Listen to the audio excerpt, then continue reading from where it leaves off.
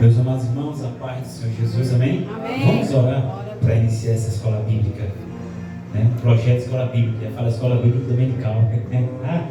O costume, né? Querido Deus, eterno Pai, nessa noite, Senhor, nós oramos a Ti, meu Pai, pedindo a Ti, Senhor, a direção por mais um estudo bíblico, Senhor, mais um momento, Senhor, nós vamos nos unir, Senhor, para aprender, meu Deus, da Tua palavra, Senhor, nos aprofundar, Senhor, no conhecimento da verdade, Pai.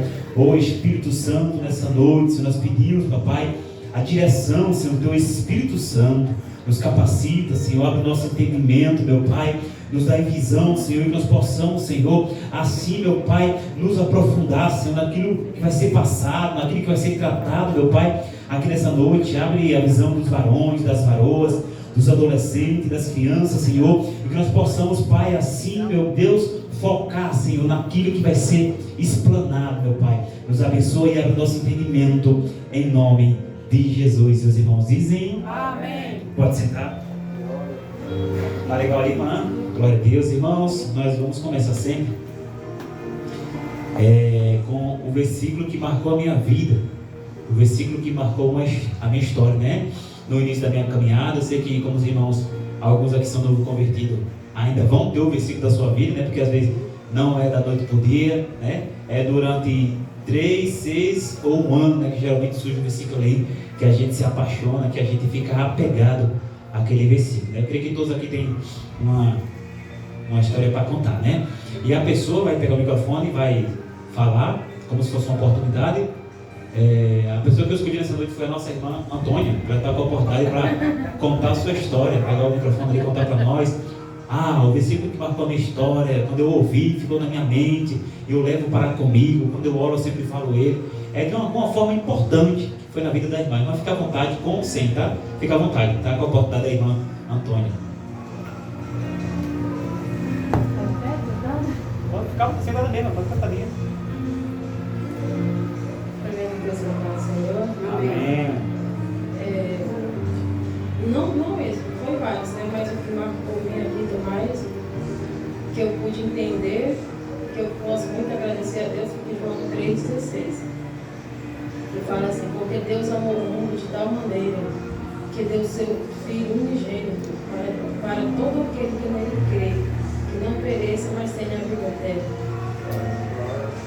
Então, esse versículo que nós possamos entender que Deus, Ele amou nós. O mundo significa as pessoas, somos nós, de tal maneira que Ele deu o Filho dele unigênito para que todo aquele que nele crê. Ele veio para que nós possamos ter vida e vida com abundância. Porque o Senhor, mesmo antes de nós conhecer Ele já nos amava. De tal maneira que Ele deu o seu Filho. Nós, como mãe, nós temos que amar muito a Deus, porque nós temos filhos. Porque o amor de mãe, ele é um pouco comparado com o amor de Deus. Mas nós, como mãe, nós não damos nossos filhos para morrer por ninguém. Até porque a gente é grata, às vezes nós queremos ser perdoados, mas nós não queremos perdoar. Deus, Ele não olha como nós olhamos, Ele não pensa da nossa maneira. Ele sabia e sabe do nosso pensamento, do nosso futuro, do nosso presente, do nosso passado. Mesmo assim, Ele nos amou. Mesmo sabendo que a gente ia negar Ele várias e várias vezes. Porque muitas das vezes a gente lembra de Pedro, que negou Jesus.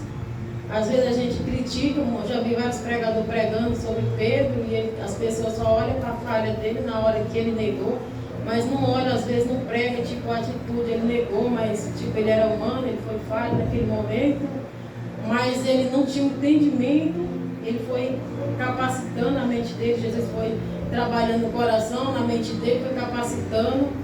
Ele estava numa caminhada ainda com Jesus, ele estava no meio do caminho, aprendendo. Então ele teve medo da morte naquele momento. Por isso ele negou. Assim somos nós nas nossas caminhadas também. A gente nega, mas a gente para um pouco e reflete que Deus, Ele nos ama muito, Ele nos perdoa todos os dias. Todos os dias nós pecamos contra Ele, contra o nosso próximo, no trabalho, dentro da nossa casa, nosso lar, nossa família, em mensagem, tudo.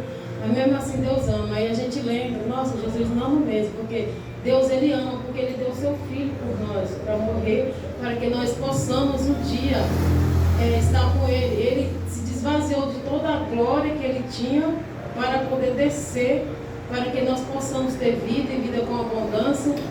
Ele sofreu aflições na carne, assim como nós também sofremos. Mas lá em João 3,16 ele fala que no mundo a gente tereis aflições, mas que a gente possa ter bom ânimo. Qual que é as aflições que a gente passa? É decepções, injustiça. Só que a gente tem que lembrar que Jesus passou por tudo isso, por injustiça, calúnia, mas Ele não desistiu. Então que nós possamos refletir sempre nesses versículos, que a gente sempre vai passar, mas a gente tem que colocar sempre Jesus na frente, porque a salvação vem de Jesus. Então primeiramente é Jesus. Então é isso. Não sei se eu expliquei um pouco, se os irmãos entenderam, mas o que eu entendi um pouco desse versículo é isso, que a gente tem que ser grato ao Pai, Jesus, né? Porque a salvação vem dele. Então nós temos que ser muito gratos a Deus por tudo, todos os dias, toda hora. Agradecer a Deus e honrar as pessoas que estão ao nosso lado, porque cada pessoa que está ao nosso lado é a permissão de Deus. Tanto vai ser no trabalho, como na igreja, em todos os lugares. Foi o Senhor que permitiu. Cada vida está ao nosso redor. Então a gente tem que agradecer o Senhor e honrar todos. Em nome de Jesus. Assim eu agradeço. Glória a Deus. Deus abençoe, né, a vida da nossa irmã Antônia. É verdade. A Bíblia diz, irmãos, que é melhor o fim do que o começo, né? É melhor o fim do que o começo. E nós podemos trazer para esse lado que a irmã falou aí. Às vezes no começo do nosso ministério, irmão, quem nunca pecou no começo, irmão? Quanto tempo eu fui crente em Raimundo? É um pé na igreja, um pé no mundo. Eu na igreja, eu pastor, é a ovelhinha, eu era o bode. Eu fazendo as coisas erradas. E o Pedro não foi diferente. Pedro temeu. E aliás, quem que não teria medo vendo o seu mestre, o seu Senhor, né? Porque naquela época tinha referente à questão da politicagem, né? Que achava que Jesus era mais um político, né? Que vinha fazer uma reviravolta no sistema e tal. Então Pedro passou por isso, como você também passa. Pedro passou naquele modelo. Você tem seu modelo. Quantas vezes nós negamos, né, irmão, com a nossa atitude, com as nossas palavras. Mas, irmãos, o bom é que é melhor o fim do que o começo. O bom é que o tempo vai passando, né, irmão, velho? A gente vai amadurecendo, porque a Bíblia diz que aquele que roubava, não roube mais, né? Isso e outras coisas falam também nesse texto. Então a gente às vezes vem para a presença do Senhor fazendo as coisas erradas. Jesus vai tratando a gente, vai tirando os carrapichos, né? E é fácil, como a irmã falou aqui, é fácil a gente julgar o ministério de alguém quando está começando, né? E tudo no começo, uma vez eu estava pregando aqui, no começo, tudo é difícil mesmo. Casamento, no começo, é difícil, né? O primeiro emprego, no começo, é difícil. Uma obra aqui, como nós passamos, temos aqui que está desde o começo, foi difícil, ainda é difícil. Então, eu digo que essa igreja, ela ainda está engateando, está começando, né? Praticamente nasceu ontem, tem 1 ano e pouco, 2 anos mais ou menos. Então, todo começo é difícil, todo começo possa ser que seja travado. E como a irmã contou a experiência dela, né? Assim como o Pedro, quantas vezes nós negou, né? Negou Jesus com a nossa atitude, com nossos pensamentos. Mas eu creio que, como também Pedro no começo negou muito, Pedro foi amadurecendo com Jesus. Como a irmã falou, Jesus foi trabalhando ali sobre a mente de Pedro, né? Foi transformando. Depois que Jesus morre, ressuscita, e Pedro agora é transformado, um homem cheio do Espírito Santo. Esse é o diferencial do Evangelho, irmão. Que Jesus, ele é aquele que nos dá uma oportunidade de consertar, né? Ou de nos consertar, para que venha um tempo do refrigério, como Pedro prega lá em Atos 3, Atos capítulo 3, né? O tempo da transformação, o tempo que a presença de Deus desce sobre a nossa vida. Então, aqueles que têm 1, 2 anos que estão na igreja, está na hora de se alinhar como Pedro, né? Você sabe que Jesus morreu, ressuscitou, lhe deu uma chance. Então, dentro da palavra, das palavras da irmã, né? Passou o tempo, já se converteu, você já aceitou, né? Vamos amadurecer, né? Vamos evoluir, amém? Deus abençoe a nossa irmã Antônia. Lição 5, irmão, da nossa lição de hoje, né? Lição 5. Os meninos por enquanto não tem, mas Jesus proverá, viu? Jesus proverá, né? A alma, a natureza imaterial do ser humano. O texto áureo diz: e não tem mais os que matam o corpo, não pode matar a alma.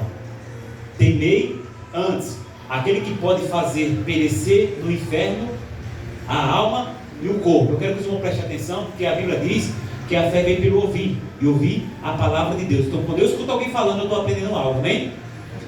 A verdade prática diz: cuidar da alma é uma atitude fundamental para uma vida cristã estável e uma eternidade de alegria e paz, amém? Amém.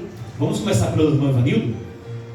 Vamos ler a nossa leitura bíblica em classe. Está em Gênesis capítulo 1. Quem está sem a revistinha pode abrir a sua Bíblia, né? Gênesis capítulo 1, versículo 27 e o versículo 28. Depois Gênesis 2, o 15, o 16 e o 17. Acho que é isso aqui, né? É isso mesmo. Depois Mateus capítulo 10 e o versículo 28 para finalizar. Vamos começar por aqui. Pode ver na revistinha, Isaac. Você passa pelo seu irmão, que ele vai ler o versículo 28, seu irmão. Por fileirinha, tá? Vai começar aqui pelo Evangelho 27. Depois você passa lá. E criou Deus o homem à sua imagem, a imagem de Deus o criou, macho e fêmea os criou. Você vai ler o 28, no Paulo. E Deus os abençoou e Deus lhes disse: frutificai e multiplicai-vos, vós e enchei a terra, a sujeitai-a e dominai sobre os peixes do mar e sobre as aves dos céus e sobre todo animal que se move sobre a terra. Pronto, agora o 15, Gênesis 2,15. Vai ler o Gênesis 2,15. O próximo. Pode pegar a revistinha. E tomou o Senhor Deus o homem e pôs no jardim do Éden para o lavrar e o guardar. Amém. Vamos Alexandre agora. 16. E ordenou o Senhor Deus ao homem, dizendo: de todos árvores do jardim comerás livremente. Isso, agora vai ler o 17 aí, mano. Mas da árvore da ciência do bem e do mal, dela não comerás, porque no dia em que dela comeres, certamente morrerás. Isso, passa para a irmã Hortência agora. Mateus 10, 28, irmã Hortência. E não temas os que matam o corpo e não podem matar a alma.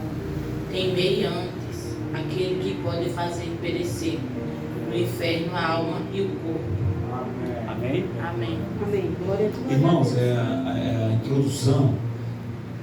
Na primeira edição, apresentamos um conceito preliminar da alma, demonstrando seu lugar na tríplice constituição do homem. Vimos que, junto do espírito, é inseparável dele. A alma compõe a parte imaterial ou espiritual do ser humano, que o torna uma pessoa criado à imagem de Deus. Nesta lição, buscaremos nos aprofundar no conceito e distinção da alma, estudando seus atributos e sua importância no relacionamento com Deus e com o próximo. Amém? Então vamos lá. O tópico 1, atributo da alma, de volta ao Gênesis. A parte material do ser humano é o que mais diferencia dos animais, como bem evidencia na criação, Gênesis 2,7. O homem é um ser pessoal, criado à imagem de Deus, com autoconsciência e autodeterminação.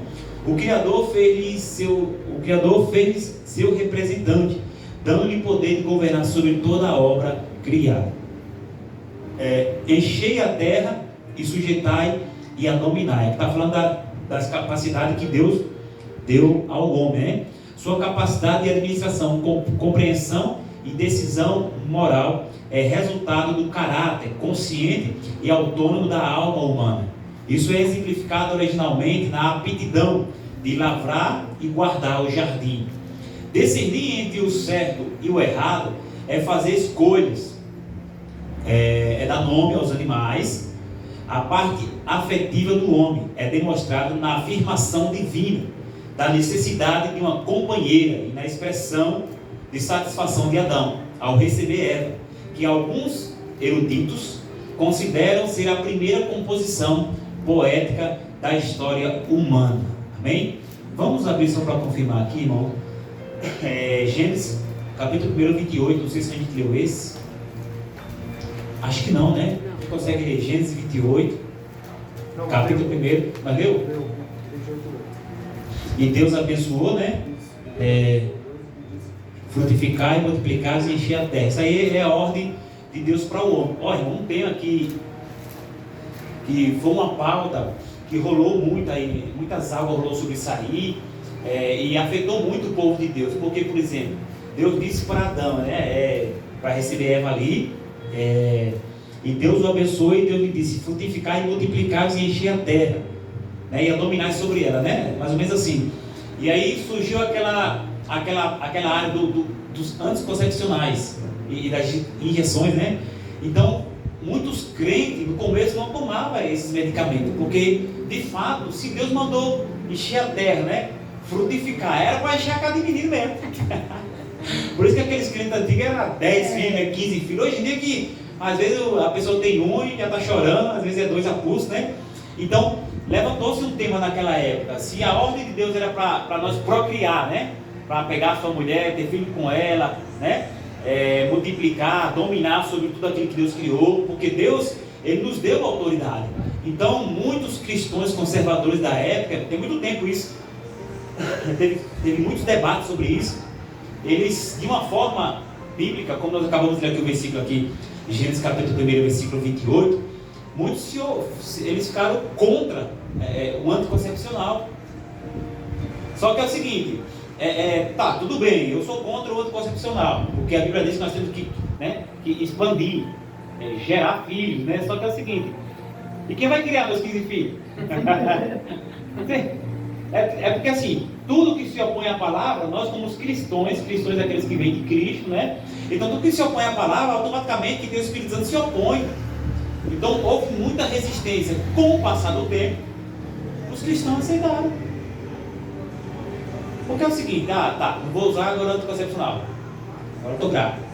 Tirou um, já tem outro tempo. Pelo menos a minha mãe foi assim. Minha mãe teve, acho que foi 13 filhos. Tirava um, quantos? 22, bateu o recorde. A mãe de alguém tem mais aqui? Meu Deus. Mas é 10 irmãos, mulher e 6 filhos. Seria, né? 6 homens vivos e 10 mulheres. Então, irmão, essa era uma época, né? Um tempo muito atrás. Então, houve muita resistência sobre esse assunto. Hoje não, hoje em dia as mulheres tomam injeção 3 vezes, né? Você tem 6 meses, tem 6 meses também, tem não, só 3, né? Então, irmãos. Tem 6. Tem 6? Olha. Tem uma tecnologia nova agora que coloca no braço. E já é. E Planon, que é o do braço, é o Planon. Então, irmãos, nós estamos falando aqui sobre o começo, né, de Adão, onde Deus deu autoridade a ele, né? Esse primeiro tópico vai falar sobre isso, né? De volta ao Gênesis, a parte material do ser humano, e mais abaixo vai falar sobre crescer, sobre multiplicar, sobre dominar, onde tudo está no controle do homem. Então, para que os irmãos fiquem mais inteirados nesse assunto, houve essa resistência. Era sobre isso que eu queria falar. O que os irmãos acham sobre esse assunto? Se a Bíblia manda crescer e multiplicar, ou será que isso aí foi só uma regrinha lá por Gênesis? Ou será que eu não posso ter uma descendência, eu tenho que me cuidar, eu tenho que planejar? Porque hoje em dia não, de uns tempos para cá tá assim, né? Os pais têm que planejar. Eu casei agora, tenho 20 anos, só quero fazer daqui a 10 anos. Aí eu vou me cuidar, e por conta desses remédios, que já foi provado pela ciência, que eles trazem câncer. Então, não é só um simples comprimido. É algo que futuramente a própria mulher pode ter um problema no seu útero e de vez ficar estéril. Será que realmente é aceitável no nosso dia? É normal? Que eu queria ouvir principalmente a opinião das irmãs. Olha a irmã Antônia, que é uma experiente mãe de filha, a irmã Rosália, a irmã Ivete. A irmã Ivete não teve 500, mas tem uns 400. Estou brincando, a irmã Ivete. A irmã Hortência, a irmã Ismane. A irmã tem alguma opinião? Vamos deixar os homens aqui descansando hoje, né? Os homens aqui importantes. Mas o que você acha? Se Deus mandou crescer, multiplicar, sujeitar, dominar, essa foi um assunto, já faz tempo que teve esse debate aí. Tem irmãs que não tomam, viu, irmão? Por causa da palavra. Tem pessoas que são tão fiéis ao texto bíblico. Eles preferem usar camisinha, né? É chato o nome do bote às vezes, né? Inventaram até. Surgiu, depois dessa discussão, irmão, eu estou falando de medicina aqui, tá? Depois dessa discussão, vocês podem lembrar, pesquise, se aprofunda no assunto, que depois disso foi que surgiu o preservativo feminino. Porque o homem é todo agoniado, né? Não quer nem se vestir, quer ir pelado. Aí, para fazer um conforto pro homem, aí fizeram a feminina. Eu confesso que eu me assustei quando disseram, tem uma da mulher. Você quer mesmo, homem? Como é que é ela, mulher? E aí, você vê como as coisas aí. Mas eu quero ouvir a opinião dos irmãos, para não tomar muito tempo aqui. A irmã vai falar. Mas na Bíblia também fala que também é pecado se ejacular fora. Não tem uma parte na Bíblia que fala também? Na verdade, né, tipo... Eu acho que não é. Acho que não é. Não. Você vai dar sua opinião, peraí. Eu acho que não é. Eu não acho que é errado. Assim, por exemplo, é pelo pensamento do embrião, que pode ser uma. Gera uma vida ali. Pode ser por esse pensamento. Eu acho que não está escrito isso. É errado jogar fora. Ou então algo parecido. Eu acho que não tem essa ideia. Eu acho que isso aí é um pensamento. Não Né? tem. Tem um texto bíblico Tem. que fala sobre o filho de... Fala. Eu esqueci, eu acho que foi de Judá. Olha aí, O filho de ó. Judá. Sabia dessa? Está em Filho de Gênesis. Judá. Não tô lembrado Está em não. Gênesis, se eu não me engano, 25. Olha. Gênesis 25 fala sobre essa questão. Mas só que é outra questão, é a questão, a maldade dele. Ali então não é a questão de jogar no chão, né? Mas só que se a gente for entender também os textos bíblicos, nós vamos entender o quê? Que é errado também. Por quê? Até biblicamente, é errado.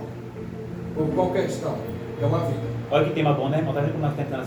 Eu não tinha achado, desculpa, não atrapalhar. Eu não tinha achado específico ainda. Eu confesso para a irmã. Se eu li, eu passei batido. Mas é muito interessante, ela não Essa conseguiu uma verdade, vida. 25 dos filhos de Judá. Um dos filhos dele morre. Lá na tradição judaica, eles davam, judaica não, já vem de muito tempo, eles davam o filho mais velho. Vamos supor, eu morri, o meu irmão ia tomar posse da minha descendência, ia ter que dar descendência para mim.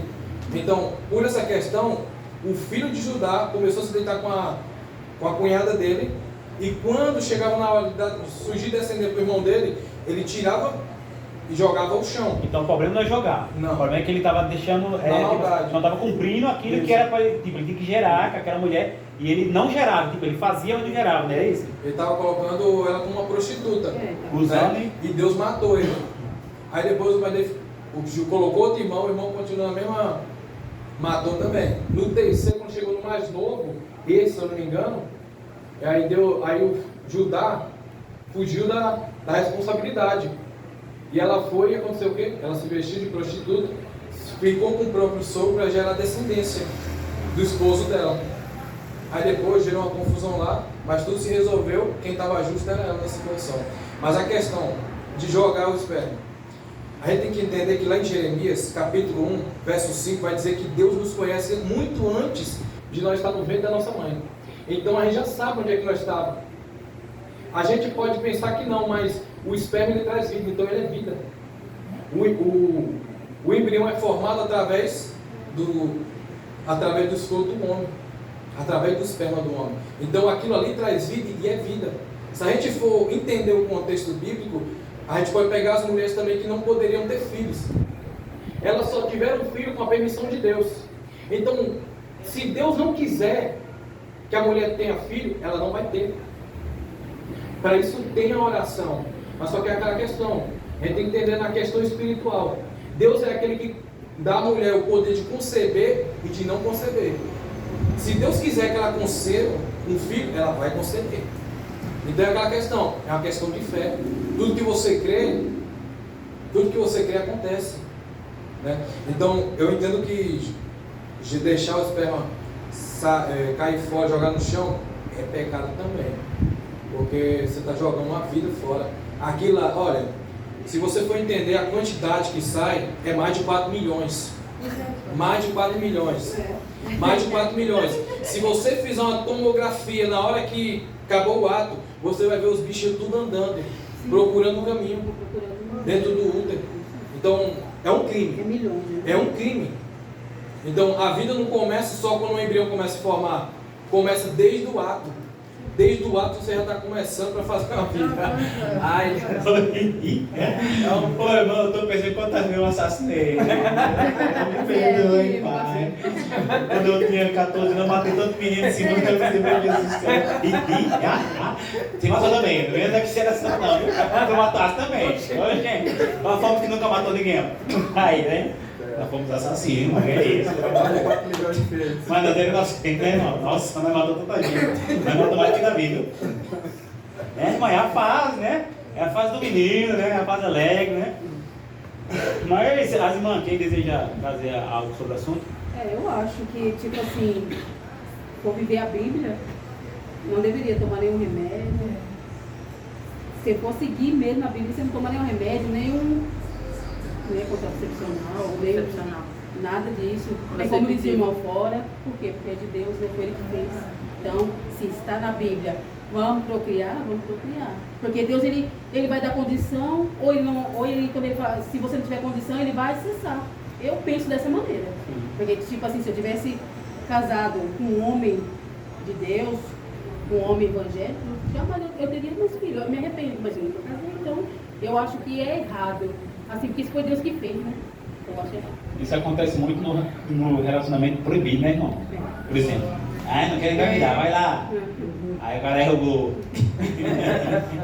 Então, olha, você vê como é interessante, o relacionamento proibido, é coisa que Deus não aprova, né? Não, eu tenho essa linha de pensamento. Por mim, eu acho que as mulheres não tomariam, mas também nós vamos por aquele outro lado, não dizendo, quem vai sustentar 20 filhos? Porque tacar a molixa menino para dar e vender. Mas se Deus, se ele fez, ele não vai se responsabilizar. Sim, não que então. você vai ter um monte de filhos, mas ele vai se responsabilizar. Assim. Se você não pode, ele vai cessar. Se você pode, ele vai... Assim. Não, mas você Foi vai bom. ser ansioso, vai ter um monte de filho, porque Deus vai permitir, você vai ter um monte. Você vai passar necessidade.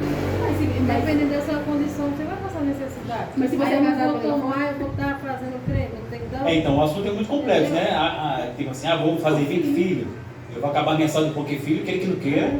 Quanto mais filhos, mais a mulher fica fraca, né? Então, é um negócio, né, irmãos? E sempre vai haver, ainda que, como eu posso falar para os irmãos, ainda que disfarçadamente, para os homens entenderem, sempre vai haver alguém, um cientista, né? Ou um homem, segundo eles, inteligente, sempre vai haver alguém se opondo, segundo a palavra. Vamos para outra linha de pensamento. Não pode dar pomada no filho, é contra a palavra, né? O preservativo, essas coisas, para não gerar, é contra a palavra. Sempre eles vão um jeitinho, uma época aí, quiser empurrar na goela abaixo, nas igrejas dos crentes, tem que casar homem com homem. Eu vi pastor sendo preso porque não casou. Você está entendendo? Sempre eles vão achar um jeitinho de querer colocar sobre você algo que se contradiz com a palavra. Sim. E aí, se você não tiver, né? É isso. Alguém mais quer comentar alguma coisa? Não? O 2. Entre o espírito e o corpo. A alma do homem é sua personalidade, o distintivo pessoal. Seus 3 principais atributos são, os 3 atributos da alma do homem. O homem também é um ser tricotômico, ele é de 3 também, né? Igual a Deus, né? A tricotomia de Deus, que é Deus Pai, Deus Filho, Deus Espírito, e a tricotomia do homem. Vamos lá ver quais que são. São 3. Emoção ou sentimento é 1. Razão ou intelecto é 2. Volição ou vontade. É, portanto, a sede dos afetos, raciocínio, impulsos, desejos e decisões. O ser humano emprega esses atributos em sua comunicação com Deus e com o mundo físico, principalmente seus semelhantes. Para ter comunhão com Deus, a alma serve-se do espírito. Para comunicar-se com o próximo, o veículo são o corpo e seus órgãos sensoriais: pele, olhos, ouvido, nariz, boca.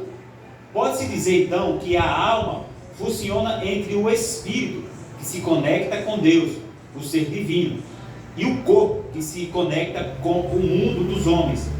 O canto de Maria na casa de sua prima Isabel é uma típica cena tríplice: interação e comunicação. Vamos a Lucas. Vamos ver essa Lucas capítulo 1, versículo 26, versículo 46 e 47. Vamos ver essa tríplice comunicação, né? O que diz lá em Lucas capítulo 1, versículo 46 e 47? Quem pode ler? Então disse Maria: minha alma engrandece ao Senhor, e o meu espírito se alegra em Deus, meu Salvador. Leu 47? Amém? Amém. Então a alma de Maria se alegra em Deus, engrandece o Senhor. Meu espírito se alegra em Deus. A alma batida. Os afetos da alma em relação a Deus são vistos nas poesias do Salmo 42. Quando o salmista conversa consigo mesmo, porque está abatida, ó minha alma, e porque te perturbas em mim, espere em Deus, pois ainda o louvarei na salvação da sua presença. Salmos 42, versículo 5, quem consegue ler? Eu acho que fala a mesma coisa, irmão. 42, 5, acho que fala a mesma coisa. Porque estás abatida, ó minha alma. Isso, acabei de falar. Então, o próprio rei Davi, não em comunicação com Deus, ele está conversando consigo mesmo. Eu não sei se os irmãos já oraram assim. Quem já orou conversando com a sua própria alma? Sim, passe a calma. Né? E o exemplo aqui é Davi, né? O contexto indica que o autor experimentava aflição espiritual e alguma crise em sua comunicação com Deus, né? Por isso sua alma estava entristecida e suspirava. A minha alma tem sede de Deus, o Deus vivo. Quando entrarei e me apresentarei ante a face de Deus.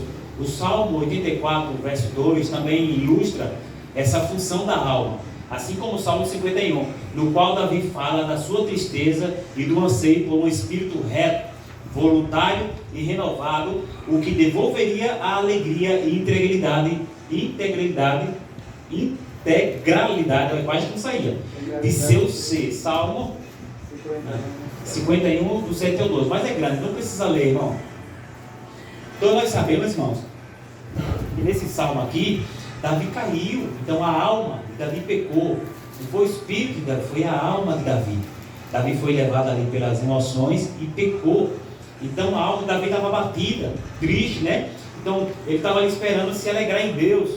Isso acontece conosco, irmão. Às vezes, quem nunca aqui de nós, pelo menos eu creio que quase todos aqui, já não fez algo que desagradou alguém até Deus e ficou abatido nos 3 dias. Por quê, irmãos? É verdade, acontece. Quantas vezes eu já pequei contra Deus? E parece que nosso corpo esmurece, bate uma tristeza profunda, você fica debilitado uns dias, sabe? Parece que levou uma surra e você fica. É o sentimento que Davi está tendo, né? A minha alma tem sede do Deus vivo. Quando eu entrarei para me apresentar, né? Então Davi ali ele perde a comunhão, porque ele peca e quem sofre é a alma. Por isso que a Bíblia diz: a alma que pecar, essa morrerá. Porque o pecado, quem sofre as consequências é a alma. O espírito volta a Deus, né? E a alma que vai padecer. Por isso nós temos que estar com a nossa alma ligada a Deus. Por isso que Davi falou aqui, né? Por isso a minha alma estava entristecida e suspirava. Olha o que Davi está revelando para nós. Davi caiu e quando ele cai, ele fica tão atribulado que a alma dele suspirava. Você já viu aquela pessoa que às vezes está cansada do nada? Às vezes é a alma dele.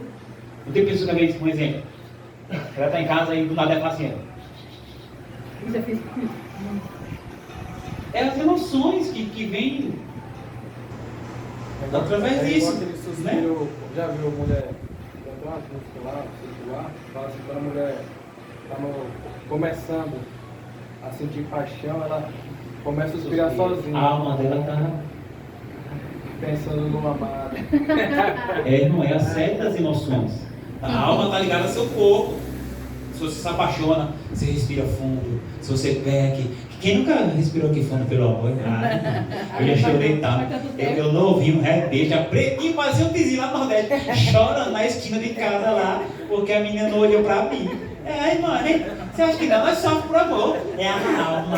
A minha alma quer encontrar a alma dela. Irmã, quem foi que nunca sofreu por amor aqui? Quer tirar a primeira pedra? Ela é? Pastor, eu nunca sofreu. Irmã, só Jesus sabe que sofreu dentro de casa, né? Quantas lágrimas. Quantas lágrimas. Olha, irmão, tem gente, olha, eu vou falar pra você, eu já vi casos que a pessoa morreu porque o marido deixou. Eu já vi casos que a mulher morreu porque o marido foi embora. Sem contar pessoas que entram em depressão, tiram a própria vida. Tem gente que mata a mulher e se mata. Se você não é minha, isso aí é um desejo enfiado da alma dele. Ele perdeu o controle. Se a alma, como falou que é a sede das emoções, então nós temos que entender o que está nos alimentando. É aquele caso de alguém te provocar e você sair de perto. Porque se você ficar ali, aquela ira que está sobre o coração dele vai ficar te provocando, vai ficar te provocando. E aí você está sendo alimentado. Aí você vai dar do que você está cheio. E você colocou esse dia um vídeo parecido com esse no Instagram, não foi? Foi? Quando o inimigo fica lá tentando, faz isso com ele está desse jeito com você. Então. Né? Porque tudo, irmão, é assim, nós não somos um computador, mas nós guardamos as coisas para nós. Por exemplo, ele estava falando, colocando esse vídeo que você colocou lá, e eu falei, isso daí tem momento ainda que se eu deixar, né, como eu já tive depressão no passado, sabe? Essas coisas, às vezes, se eu ficar muito tempo sozinha, isso ainda entra na minha mente. Se meus filhos ficarem muito tempo sem falar comigo, isso ainda entra na minha mente, porque fica na minha mente, eles estão se distanciando de você, não querem ser mais de você. E sabe, isso vem devagar assim na mente, assim, falando mesmo. E eu falei pra ele hoje, sabe que isso aí às vezes acontece comigo, isso aí não é brincadeira não. Então a gente tem que vigiar. Sim, uma vida de oração, né? Uma vida de oração, de buscar a palavra. Porque, irmãos, é verdade, o diabo ele trabalha nas nossas emoções. Você acha, irmãos, que ele não sabe seu ponto fraco? Ele sabe que se apertar ali, você vai estourar, rapaz. Né? E não adianta aqui, antes da irmã entrar no comentário, não adianta aqui dizer, eu sou bonzinho, eu sou pastor, eu sou presbítero. Se der lugar, irmão. O homem aqui, que nós estamos falando aqui, era um homem nada mais, nada menos que segundo.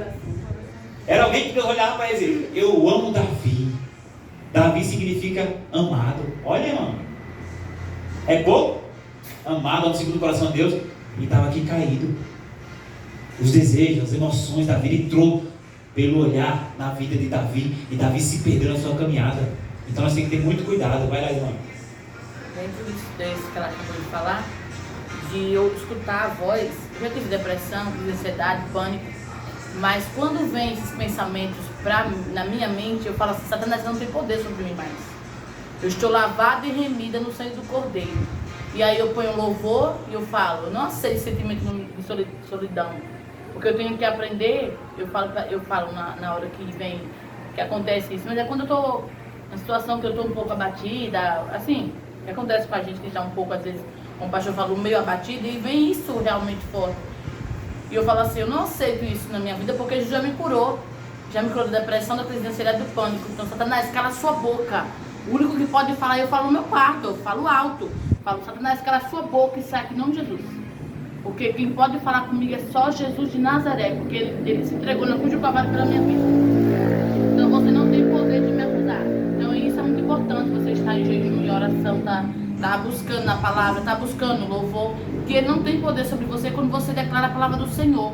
E é muito importante, e isso foi que eu venci depois, porque a depressão pode voltar, pode, mas se você deixar essa voz que vem falar de você, ela tomar conta, porque sabe que é uma voz de acusação. A voz de acusação não é de Deus. Então você tem que dizer, cala a boca, Satanás, você não tem poder sobre a minha vida, porque Jesus já me tirou desse lugar de aflição. Então você declarar com autoridade, Satanás, eu falo no meu quarto, falo, Satanás, sai daqui em nome de Jesus, você não tem poder sobre a minha vida, não tem poder mais, cala sua boca e sai em nome de Jesus. E aí, é dessa forma que a gente pode combater o mal. Eu me lembro, irmão, que quando eu era adolescente, eu extremamente apaixonado, a minha alma estava cheia de amor. Eu dava flores, dava chocolate, eu sempre fui romântico. Eu sempre tive uma alma romântica, irmão. E aí eu fui frustrado, né? Que a gente não, as meninas gostam de pisar em nós, né, pai? Aproveita, deixa eu pisar nesse jumentinho aqui, ele pisa na gente mesmo, rapaz. Diz que é bom você revelar seus sentimentos demais, né? Tem um pedido assim, você não ama essa mulher? Eu amo ela assim. Você ama? Amo. E por que você não se declara? Se eu falar que eu amo ela, vai pisar em mim. Não, de fato existe pessoas, quando sabe que o outro gosta, nossa, irmão, ele tira o couro. E vice-versa. E eu ouvi uma música que falava bem assim, eu vou beber para esquecer meus problemas. Eu tomei uma cana, meu irmão. Jesus amado. Tomei uma cana que eu era 51, era coisa braba. Acho que eu tinha uns 16 anos. Tomei uma cana e o cara, tome bu. Quem sabe que é bu, né? O verdinho, né? E eu tome bu e tome cana, tome bu, tome cana, tome bu, tome cana. Daí a pouco eu fui segurando pra cá. Aí tem um monte de areia lá, irmão. Vou ter coisa pra agora. Aí fui dormir. No outro dia meu pai disse, velho, essa é a primeira e a última, viu? Se eu lhe pegar, seu couro vai esquentar. Mas por que isso, irmão? Por que eu tô falando isso? Porque eu tô falando testemunho. Isso aí foi no passado. É porque nós somos alimentados pelo que nós permitimos, como a irmã falou. Ouvi uma voz. Bicho, tá falando comigo, caramba. O que é que vai acontecer? Não, irmão. Clama pelo teu Deus. Davi disse aqui, né? A minha alma anseia. Nessas horas, é como a irmã falou, a nossa alma tem que anseiar, tem que querer as coisas de Deus. Porque tem um ditado que diz, oficina vazia. Oficina vazia, isso, mente vazia, né? Mente vazia é a oficina do diabo. A oficina não vai ficar vazia não, meu irmão. Ele aqui é português, né? A pessoa na oficina, vai começar as coisas rápidas. Então, irmãos, é isso mesmo. mente vazia, não ora, não busca, não jejua, não se dedica a Deus, às coisas de Deus. Não estou nem falando de você vir 3 ou 4 vezes aqui no culto, estou falando de você ter uma vida com Deus. Porque as pessoas confundem vida com Deus, não é estar 4 vezes na igreja, não. Aqui é um ponto de apoio. Sabe quando você está dirigindo a BR, você tem que parar para abastecer? Aqui é um ponto de apoio, irmão. Aqui é um lugar que elas se reúnem para falar de Deus, das coisas de Deus, né? Abraçar os irmãos, falar da palavra, se abastecer, para nós lutar aí fora. A guerra é lá fora. Aqui dentro é bom, aqui dentro é fácil, né? A guerra é lá fora, viu, João Paulo? João e Paulo, logo dois, né? Pesado, né, irmão? João e Paulo, hein? Então é mais ou menos isso. Nós somos 90% daquilo que nós somos, que nós deixamos vir sobre nós, né? É como um alimento que a gente come. Você come aquele alimento. Daqui a pouco você está passando mal com aquele alimento. E assim é você deixar tudo entrar na sua vida. Por isso nós temos que filtrar. Uma vez quem falou a palavra filtrar foi o irmão João Vitor. Nós temos que filtrar aquilo que nós, até que nós estamos ouvindo, nós temos que filtrar, irmão. Porque assim, o diabo não vem dizendo que ele é diabo, nem vem com chifre, não. Ele vem com a mensagenzinha. Uma vez o rapaz falou para mim, aproveite a Caivete está aqui, né? Eu sei que ela vai assim. Eu sei que ela vai assistir, o rapaz chegou e olha, irmão, eu sei que tu não é crente, mas olha, para aquela mocinha ali, ó. Aí eu olhei assim, na minha mente, Satanás. Eu disse, não tem, mas estou contando isso aí, né? Isso acontece, mais do que a gente imagina. Aí ela falou, Barão, deixa eu falar algo pro irmão. Não sei se o irmão sabe, mas eu sou casado, né? Eu sou casado, sou pai de família, eu não estou procurando rabo de saia, não, irmão. Calma, irmão, calma. Só que ali, aquela sementinha que o mal veio plantando através da vida dele, para mim, foi cortada. Agora, se eu dou lugar, ei, rapaz, é igual mesmo, ixi, ali até Davi, mergulhou de cabeça. Porque é verdade. O problema de Davi é porque ele tinha um rio lá no palácio para ele pular, para se agachar com o Betseba. Mas o problema de Davi não foi estar no seu palácio descansando quando ele ia de ano para a guerra e deixou de ir. O problema foi os olhos.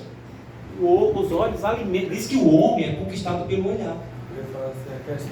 Fala aí, irmão. O que acontece? O homem é 100% visual. Ele é pelo que vê. O homem ele não guarda tanto como a mulher. Isso é provável. A mulher, cientificamente, tá? A mulher é 100% emoção. Então a mulher ela guarda um rancor por muitos e muitos e muitos anos. Presente nela, irmão. O homem é diferente. Ele é visual. Pelo que ele vê, ele afeta no momento. Mas se você pedir perdão para ele, ele vai te perdoar e vai esquecer aquilo, vai deixar de lado. É interessante a questão também do... Porque 80% das pessoas que sofrem depressão são mulheres. Porque as mulheres são emocionais. E quando nós entramos, já preguei uma vez, trouxe uma mensagem sobre essa questão de emoção. Nós devemos largar nossa emoção e praticar inteligência emocional. A depressão, o diabo só tem poder sobre nós quando nós não temos o quê? Inteligência emocional. A depressão não tem poder para quem tem inteligência emocional. Olha, eu peço que os irmãos possam entender isso. Depressão só vem quando a gente não está cheio do Espírito Santo. Porque o mal ele não pode habitar em um vaso que está cheio. Se tiver o Espírito Santo, estiver transbordando, não tem como jogar mais nada dentro de uma vasilha cheia. Então o diabo se apossa e se aproveita do momento que nós estamos fracos espiritualmente e vem com a depressão. O que é a depressão? É o sofrimento, é o rancor guardado por muito tempo, é alguma coisa que aconteceu na vida de um parente, é uma emoção tão forte que deprime a nossa alma. A nossa alma não tem força de se levantar e assim vai indo para o corpo, para o espírito. A pessoa quando está em depressão, ela tem dificuldade em respirar, a mente dela adoece. A depressão é nada mais do que a mente que adoece. É um caso psiquiátrico a depressão. E é também um caso espiritual. Crente pode pegar a depressão? Pode sim, irmão. Pode. Davi se encontrou nesse caso. Esses momentos que Davi fala dos Salmos, ele estava numa depressão profunda. Ele estava lutando. A alma dele estava tão entristecida que ele tinha que falar com a alma dele. Ó minha alma, se alegra no Senhor. Eu ainda o louvarei. Então nós podemos entender que crente, mas você vê o porquê. A gente tem que estar na brecha para o diabo ter esse poder de fazer isso com nós. Mas se nós estiver cheio, ele não tem esse poder. Eu não estou falando que a gente tem que ser 100% santo, mas só que a gente tem que prestar atenção que se a gente não estiver cheio, o diabo vai ter espaço para encher com as porcarias dele. Então, todo tipo de doença psiquiátrica, física, pode ter a certeza, é Satanás. Está faltando algo em nós. Amém? Irmão, eu vou falar para os irmãos, quando eu vou comprar uma camisa, eu já olho para ela e dizer que ela pode descer, moça. Aí ele desce. É verdade, o homem é muito pelo olhar. Né, irmão, vem lá.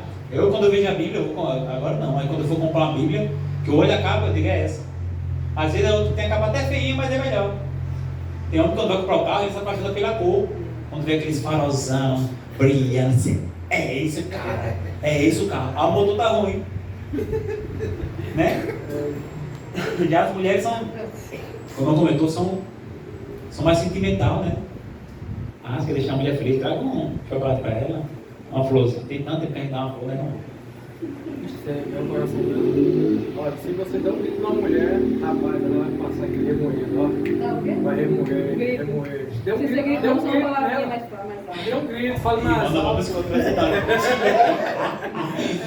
Mas mulher é difícil ela perdoa, mas ainda fica ali martelando. Rapaz, você não sabe as provas que eu passo. Deve que essa aqui eu falar do meu jeito, tá, irmão? Tô falando porque a Ivete é animadora, né? Mas a Ivete assim, a Ivete faz uma coisa, daqui a pouco eu tô rindo pra ela, tô brincando. Mas quando eu faço uma coisa, ela falou, meu amor, ela... Já esqueceu que você falou comigo? É, irmão, já esqueci disso? Agora você vem, né? É assim, é de vocês, né? Se algum de vocês não for assim, parabéns, vocês são diferenciados, né? Mas geralmente tem muito essa ideia, né?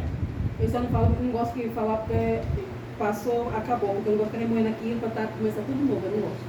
Falei uma vez e esqueço. Mas você não...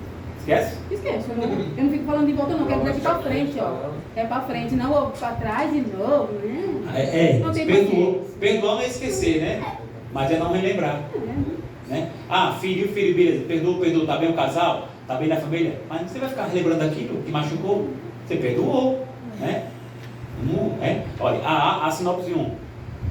A alma é a sede das emoções, da razão e da vontade, expressando a personalidade humana criada à imagem de Deus. Amém? Glória a Deus. Eu quero convidar o irmão João Vitor aqui, ele vai passar para o tópico 2, antes da início aqui. Quer que eu só FC? Mas eu já passei muita experiência assim, e a gente como o irmão comentou mesmo, quando ele se organiza aqui, como o irmão comentou, nós temos que vencer essa, psicologicamente, essa fraqueza emocional. Nós temos que vencer isso, não, porque, por exemplo, assim, o cara tá cheio de probleminha, aí você vai lá e ajuda ele, aí ele vem com a cara triste, aí você de novo, você tem que vencer isso aí, irmão. Quando você dá a palavra, o canalha é ele que não quer se consertar. O canalha é ele que não quer arrumar emprego, não quer botar sua casa em ordem, aí você vai ficar com peninha. Ô mulher, meu vai ser quando devo de comprar, deixa eu cozinhar o feijão na sua casa. Te ajeita, rapaz. Se programa. Se você se programar, olha, nós não. Nós somos desalinhados com essas coisas. Pensa um negócio ruim para saber de gás é homem. Homem só sabe apertar o botijão e botar ele de cabeça para baixo. Mas mulher sabe. A mulher sabe tudo que ela cozinha por semana. Ela sabe que o gás dela vai durar um mês.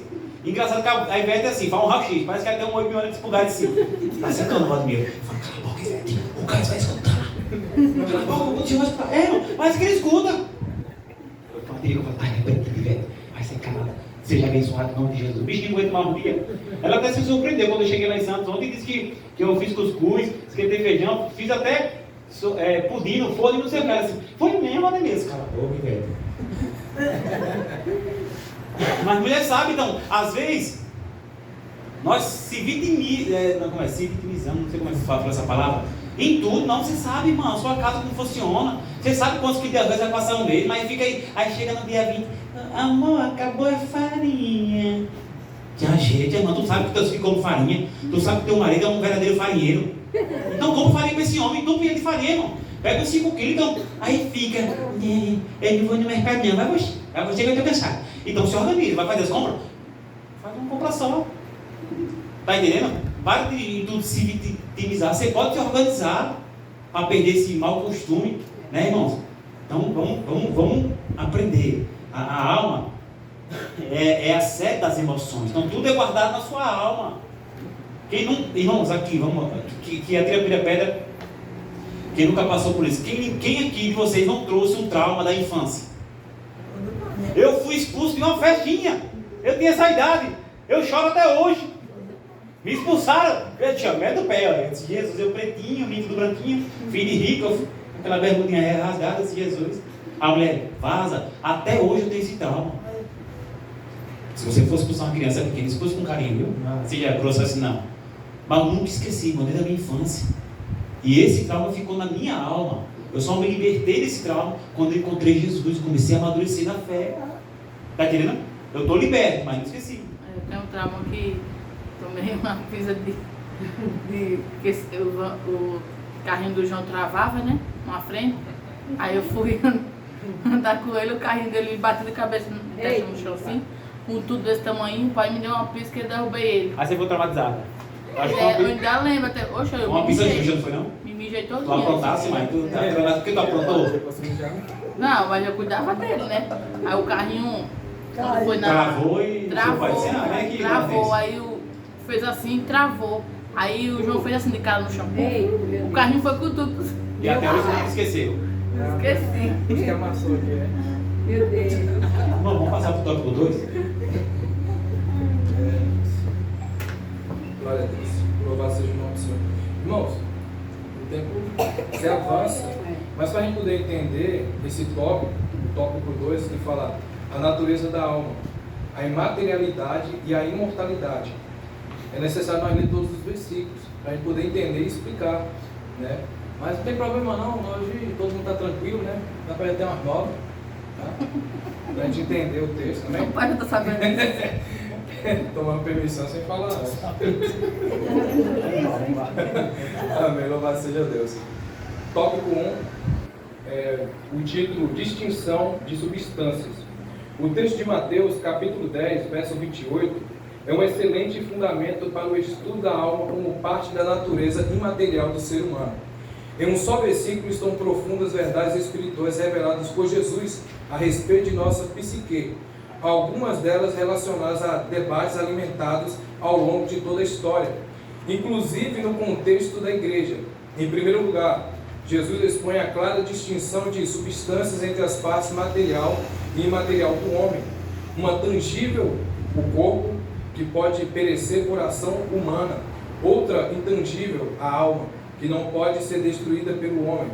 Nesse ponto é importante observar que, em vários textos das Escrituras, a parte imaterial é representada, ora, pela alma, ora, pelo Espírito. Abram em Eclesiastes capítulo 12, verso 7. E outros abrem em Tiago capítulo 2, verso 26. E outros em Apocalipse capítulo 6, verso 9. Eclesiastes 12, verso 7. Apocalipse o quê? Apocalipse é o capítulo 6, verso 9. E Tiago, capítulo 2, verso 26. Apocalipse 6, verso 9? Isso. 12, 7 diz, e o pó volta à terra como era, e o Espírito volta a Deus que o deu. Tiago 2, 26. Tiago 2, 26. Porque assim o corpo, como o corpo, assim o espírito está morto, assim também a fé Senhor. Não entendi, irmão. Você consegue ler de novo? Agora um pouco mais alto para nós dois. Então você pega o microfone. O que você Pega acha o melhor? microfone para ter mais Isso, alto. pega aí para nós. A gente poder ouvir, a gente poder dar uma... Porque clareia, né? Quando vê o versículo assim, clareia, né, irmão? Tem que ver. Vai lá, irmão. Tiago, ele vai ler Tiago 2, né? 26. Vai lá, Alexandre. Tá ligado? Pode ir. Porque assim como o corpo sem o espírito está morto, assim também a fé sem obras e a morte. Só a parte A do versículo, se a gente for olhar para a parte A do versículo, vai falar que ele está explicando, esse primeiro título, ele está explicando a diferença do espírito e da alma, do espírito e do corpo, para a gente saber que são partes distintas do nosso corpo. como o pastor já tinha dito, nós somos seres tricotômicos. O que são ser tricotômicos? Com partes distintas, são um ser só, com 3 partes: corpo, alma e espírito. E cada uma dessas são distintas uma da outra. Aqui ele está fazendo a distinção, está explicando. Aí ele está pegando a Bíblia para ter base bíblica para poder trazer esse entendimento. Amém? Leia Apocalipse capítulo 6, verso 9. E havendo aberto o 5º selo, vi debaixo do altar as almas dos que foram mortos por amor da palavra de Deus e por amor do testemunho que deram. Através desse verso, nós podemos entender o quê? Quem tem a consciência de tudo é o nosso espírito, é o nosso corpo. Através desse verso e dos 3 versos que nós lemos aqui, nós podemos entender o quê? Quem tem a consciência de tudo que acontece aqui é a nossa alma. É essa mesma alma que será julgada naquele dia. Assim como diz Apocalipse 6:9, que as almas que deram bom testemunho, morreram pela mensagem de Cristo, estão no altar do Senhor, como foi aberto e visto que elas estão lá, esperando para o dia do julgamento, esperando para o dia que o Senhor remirá todo o povo. E também nós podemos entender que essa mesma alma, que é a que vai subir para o céu, essa mesma alma que vai enfrentar o tormento eterno. Então, quando você olhar para falar consigo ou com alguém, fala assim: essa pessoa é uma alma. Essa alma aqui eu posso destruir ela com as minhas atitudes. Com o meu falar eu posso destruir essa alma. Olha, o que devemos entender, que nós não somos um corpo com a alma, nós somos uma alma que tem um corpo. Então, tudo que nós sentimos nesse mundo físico é através dessa alma que nós sentimos. Se não tivesse esse corpo, essa alma não sentiria. A necessidade, para a gente entender, a necessidade que a nossa alma tem, sempre vai ser Deus. O que alimenta a nossa alma a continuar viva é a presença de Deus. Assim como o corpo necessita dos alimentos, da água, do sol, para sobreviver, se manter de pé, assim é a nossa alma. A nossa alma sem Deus, ela está morta. A nossa alma sem Deus, ela não tem vida. A nossa alma sem Deus, a gente podemos entender que ela está a morrer. Agora, quando a nossa alma se rende ao Senhor, ela só tende a subir, ela só tende a encontrar vida. Eu estava comentando uma questão sobre minha esposa, a questão de morrer. Quando muitos entendem o morrer como algo final, algo que zera a vida. Não, o morrer, para você entender uma questão filosófica, o morrer é uma descida. Então nunca se acaba o morrer, você vai morrendo aos poucos. Quando chegar no inferno, não vai parar o sofrimento. A nossa alma continuará morrendo de eternidade a eternidade. A minha esposa perguntou para mim hoje: mas você acha que com o tempo isso tudo vai se acabar? Não, não vai, porque o espiritual não morre. É sofrimento eterno, é para a alma, né? Quando diz o texto bíblico, sofrimento eterno. Uns ressuscitarão para sofrimento eterno e outros para a vida eterna. É muito sério, mas essa questão que o irmão está falando é referente à alma, né? Está em Jesus. É como você falou, é a sede dos nossos sentimentos. Quando teve uma vez que eu peguei Apocalipse, eu li um texto de Apocalipse que fala sobre essa questão. Sobre a questão de que a alma que está com Deus, ela não haverá mais sofrimento para ela. Não sentirá mais dor, não haverá mais depressão, ansiedade, crise de pânico, dor, sofrimento, jamais existirá. Se encontra lá em Apocalipse capítulo 21, verso 4. Vai dizer que aqueles que forem remidos, aqueles que receberam Deus como o único suficiente Salvador, eles não sentirão mais aquela dor, a dor da morte. Entenda que a dor da morte, ela não se dissipa. É algo que só vai degradando e degradando. A morte é algo que se degrada. A morte, ela veio a existir através do pecado. Sim, mano. Por exemplo, a questão da alma, estamos falando da alma, né? A sede das emoções, né? O homem é um ser tricotômico, o homem é formado em 3 partes: corpo, alma e espírito. Que graça teria se eu pecasse aqui e morresse, se acabasse a sua existência? É por isso que a alma não morre. Por quê? Porque a alma é a consciência do ser humano. Aí você vai ser julgado pelas suas obras. Você vai ser julgado, como diz a Bíblia, segundo as suas obras. Então por isso que a alma não morre. Por isso que quem pecou e morreu no pecado vai ser julgado no pecado. E quem morreu como santo vai ser julgado como santo. Não é interessante, irmão? Ah, morreu, acabou. Isso é balela, irmão. Não creia nisso. Depois da morte, a Bíblia diz, segue-se o juízo. No final, irmão, usa isso aqui que entrou o botãozinho aqui, aí fica ligado. Então, para que nós possamos entender, é muito importante a gente entender, mas eu sei que é muito difícil entender o que é eternidade. Mas só que a eternidade é algo que não se acaba.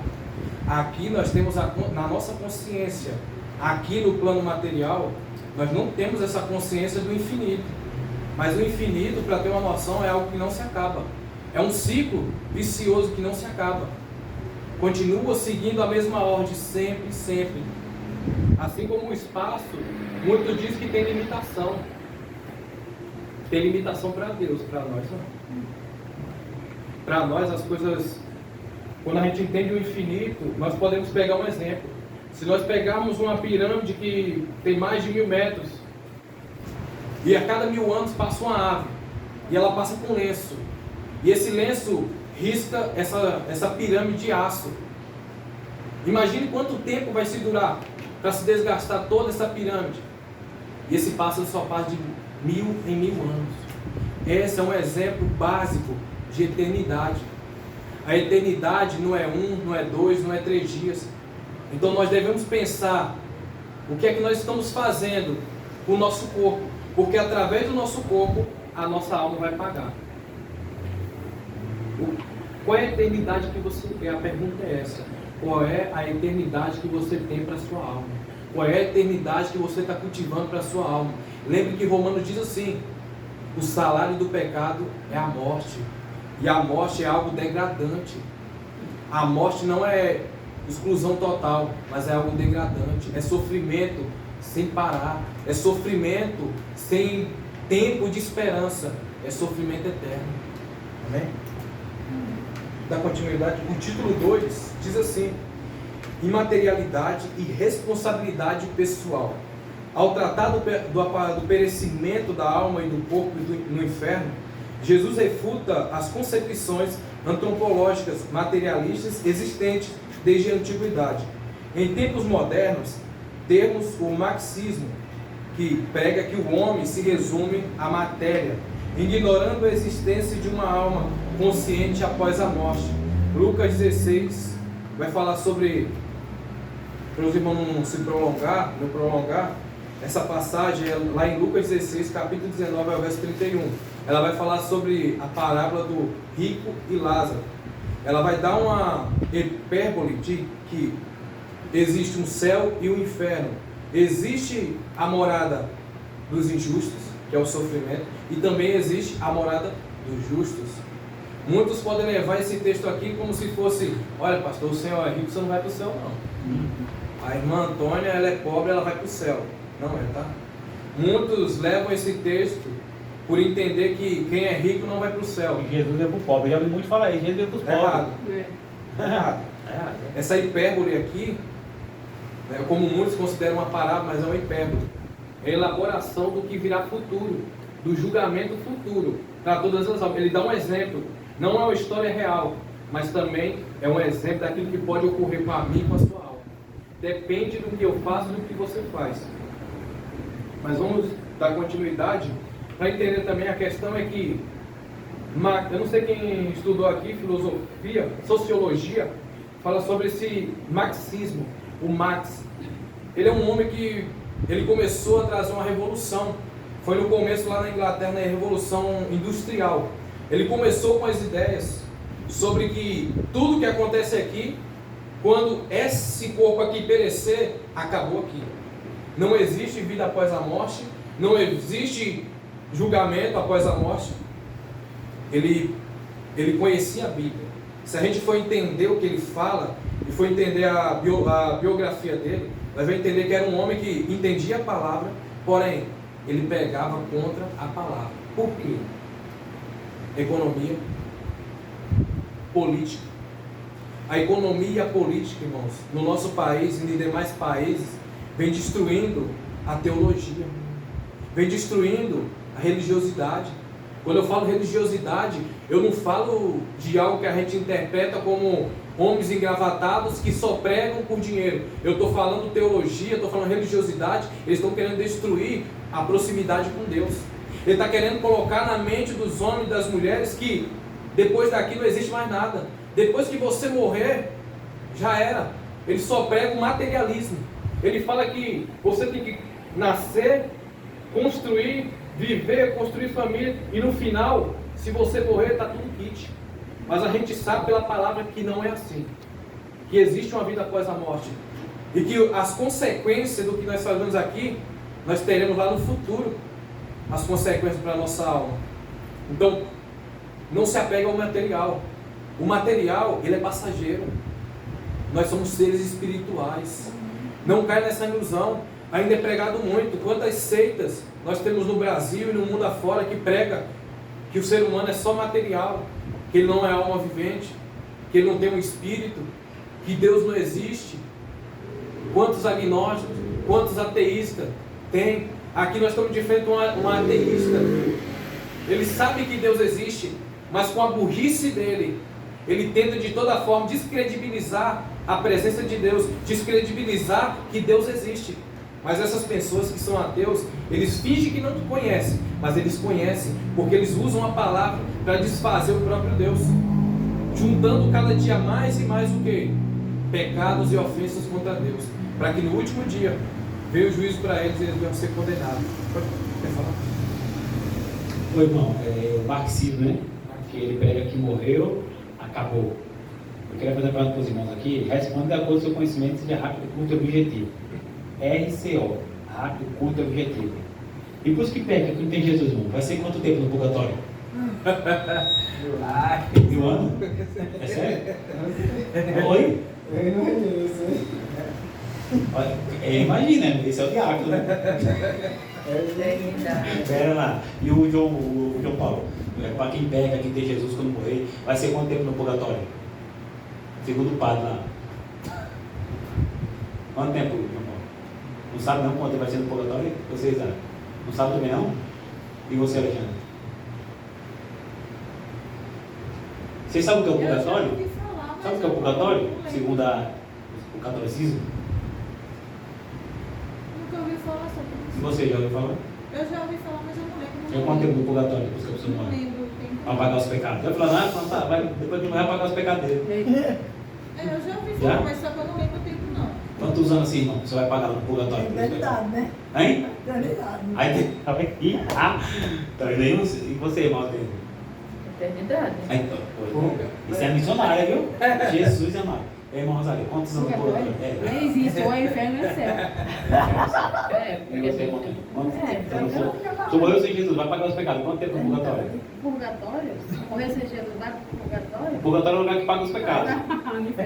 Nem existe céu e inferno. Céu e inferno. E você? E você, meu amigo? Olha, o purgatório é pregado pela Igreja Católica. Né? É um estágio que a alma vai para pagar os seus delitos aqui na terra. Pregado por eles.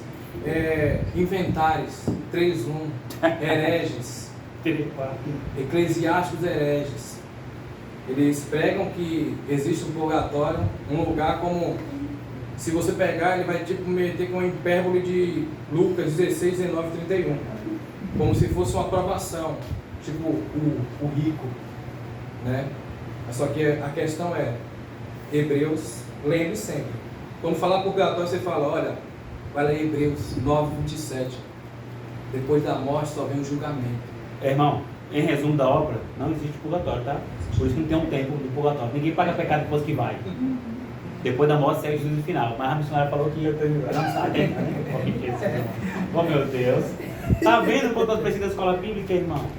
Não existe purgatório, ninguém paga pecado depois. Né, irmão? Tá bom? Pode não saber, eu falei só para descontrair, para pegar essa pegadinha santa, né? Vida ou morte, né? Isso aí é uma como eu posso falar? Uma coisa que eles inventaram, a Igreja Católica. É uma palavra que cabe bem nesse contexto, mas não falha a memória aqui. É algo que eles criaram, né? Ah, purgatório, depois que morrer você vai pagar. Não existe purgatório. Depois da morte, segue o juízo final, né?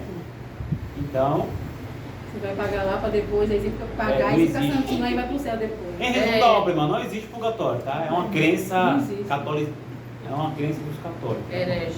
É uma doutrina antibíblica, a verdade é isso, né? É igual pregada na. Você sabia dessa, não, né? Testemunho de Jeová, tá? Os mormons. Isso aí, na verdade, é uma pregação de reencarnação, tá? Vai lá. Reencarnação. Essa ideologia ateísta nega a pecaminosidade e a responsabilidade moral do indivíduo. Considera que o mal é estrutural, que a culpa é da sociedade, que as pessoas individualmente são vítimas de estruturas opressoras, identificam pecados sociais, mas não individuais. Esse engano desconsidera a necessidade de arrependimento, conversão e salvação pessoal, e mantém as almas de seus adeptos no caminho da perdição eterna. Atos capítulo 3, verso 19 e João capítulo 17, verso 3. Então, irmão, essa questão do purgatório, quando eles falam do purgatório, eles esvaziam a cruz de Cristo. Eles tiram a necessidade da cruz de Cristo. A salvação verdadeira, né? Para eles, o sangue de Cristo tem valor. Atos 3:19, arrependei-vos e convertei-vos para que sejam apagados os vossos... no caso do purgatório, arrependei-vos, pois, e convertei-vos para que sejam apagados os vossos pecados, e venha assim os tempos do refrigério pela presença do Senhor. Então não existe purgatório, eu não vou pagar meus pecados lá. A Bíblia está mandando eu me arrepender, né? Para ser apagados os meus pecados. 17, verso 3. E a vida eterna é esta, que te conheça a ti só por único Deus verdadeiro e Jesus Cristo, a quem enviaste. Olha, irmãos, um comentário. Se a gente não estiver atento, por isso a importância de nós lermos a palavra, orar, vigiar, jejuar. Sabe por quê? Porque se a gente não tiver conhecimento, facilmente seremos enganados. Quantos e quantos vêm com argumentos bonitos, bem preparados? Olha, eu vou falar para vocês, os filhos das trevas são mais bem preparados do que nós. Eles se preparam de uma forma que eles iludem até os escolhidos. Até os escolhidos. Lembre da passagem que Cristo disse, naqueles últimos dias, se não fosse abreviado, até os escolhidos seriam enganados. Aqui é só um começo. O que vocês estão vendo ainda é mais igrejas, apóstolos, pastores, essa raça toda aí de endemoniado, pregando mentira, prosperidade, isso e aquilo. É só uma fração do que está para acontecer. Virá algo muito maior do que isso. Muitos estão sendo enganados com esses falsos profetas. E quando vier o anticristo, o grande engano, como será dos cristãos que não têm conhecimento da palavra? Que não tem intimidade? Nem tanto é o conhecimento da palavra, é intimidade com o Espírito Santo. Quem te vai fazer vencer e saber o certo e o errado nesses dias é o Espírito Santo. Quantos e quantos cristãos não vão receber a marca da besta? Quantos não vão se entregar a Satanás sem nem ter noção do que está fazendo? Por falta de conhecimento, por falta de entendimento. A partir de agora nós temos o entendimento que a todo tempo estamos sendo manipulados e preparados para que esse dia chegue. Nós temos que abrir os nossos olhos espirituais. Os olhos espirituais é aberto, não é só para você ver demônio, não. É para você ver a manipulação do inferno no mundo físico também. A nossa mente, a gente tem que abrir a nossa mente para essas coisas. Tem que ficar antenado. Olha jornal, estuda. Não fica despreparado não, irmão. Não fica não. Satanás, ele não brinca. Ele vem com todo tipo de argumento, com todo tipo de ensino para nos enganar. Se nós não estivermos preparados com intimidade com o Espírito Santo, facilmente nós é levado por qualquer doutrina. Que exemplo? Pega Testemunho de Jeová, Mormon, catolicismo. Quantos ali estão enganados por esses hereges, mentirosos, falsos? Então, aí não precisa ir muito longe para ver a falsidade. Próximo de nós está a falsidade, está nos nossos olhos. A gente tem que ter conhecimento da palavra. Faz como o povo de Efésios. Faz como aquele povo. Era Paulo pregando e eles olhando as escrituras para ver se condizia com as escrituras. Olha, teve momentos aqui que o pastor percebeu. Teve irmão que veio pregar aqui falando uma coisa nada a ver. O cara não estuda, vem pregar, não estuda, fala trem que não tem nem sentido. Fala coisa que não está nem na Bíblia. E tem irmão que dá glória por tudo. Tem irmão que, aleluia, amém, glória a Deus, irmão. Abre a mente. Para de dar glória por tudo. Sabe qual é o sentido de dar glória? Dar glória é quando você está sentindo a presença de Deus. Não é porque o irmão jogou uma frase de efeito bonita, não. A gente tem que ter discernimento espiritual. O irmão lança aqui uma heresia, porque a gente não tem conhecimento da palavra. Nós entendemos que só porque é uma frase de efeito. Sabe o que é frase de efeito? É para animar o público. É o que os pregadores itinerantes fazem. Eles jogam palavra de efeito para animar o seu coração, a sua emoção. Ele alimenta o seu ego. E você dá glória para um Deus desconhecido. E a gente tem que entender o sentido de glória. O que é glória? Quando a gente diz glória a Deus, a gente tem que entender que glória é quando a gente faz algo. A gente faz algo aqui e para a gente não tomar para nós diz glória a Deus. Que a glória seja dada a Deus. O que os irmãos estão mencionando está errado. O certo é você dizer, ô glória. Sabe por quê, ô glória? É porque você está sentindo a glória de Deus. Quando você sente a glória de Deus, quando Deus está no ambiente. Eu não sei o porquê eu estou falando, mas é uma questão que a gente tem que ter uma educação espiritual nesses assuntos. A gente tem que ter cuidado com o que a gente fala. Só consegue filtrar o pregador, ainda mais quando vem de fora. Quem se prepara, irmão? Você vem pro culto, fica cochilando, mascando chiclete, mexendo no relógio. Você vem pro culto, meu amigo. Você não está se preparando.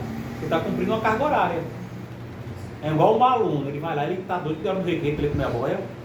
Eu só venho aqui para a filha para comer esse lanche. E está doido que deu dele para casa. Baderna o tempo todo na sala de aula. Ele não quer aprender, a verdade é essa, irmão. Eu acho que deveria criar a escola esses meninos que baderna. Deveria ter uma escola. Eu sei que tem a fé bem, né? Para quem é de menor e apronta.